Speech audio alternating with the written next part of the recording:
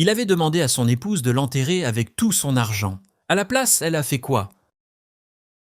Dans cette histoire, qui est restée gravée dans ma mémoire depuis des années, une veuve et son défunt mari n'avaient rien en commun. Son mari, un homme travailleur, pensait que ses efforts, durant son vivant, signifiaient qu'il avait gagné le droit de garder tout son argent pour son plaisir personnel. Guidé par ce sens moral tout personnel, il s'attendait à ce que son épouse honorable mette de côté ses principes et exauce son souhait posthume.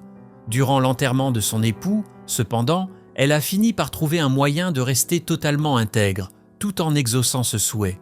Et il faut bien avouer que c'est une idée géniale. Il était une fois un homme ayant travaillé très dur toute sa vie et qui avait économisé tout son argent. Tout sauf dépensier, c'était un véritable grippe-sous.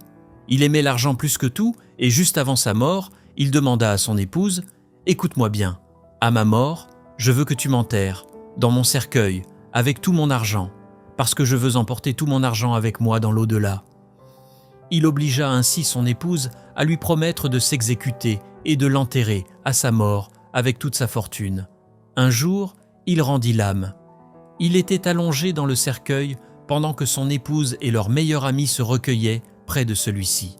À la fin de la cérémonie, juste avant que les employés de pompe funèbre ne ferment le cercueil, la veuve demanda à ce qu'on attende un instant. Elle s'approcha alors du cercueil, un carton à chaussures sous le bras, et elle plaça ce dernier dans le cercueil, puis celui-ci fut fermé et emmené pour être enterré.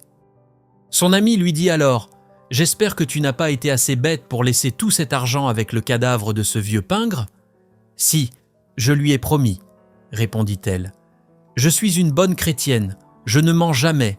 Je lui ai juré que je l'enterrerais avec tout son argent. » « Tu veux dire que tu as mis toute sa fortune dans le cercueil, jusqu'au dernier de ses centimes ? » ?»« C'est ce que j'ai fait, » acquiesça la veuve. « J'ai d'abord fait virer tout l'argent sur mon compte et ensuite je lui ai fait un chèque. »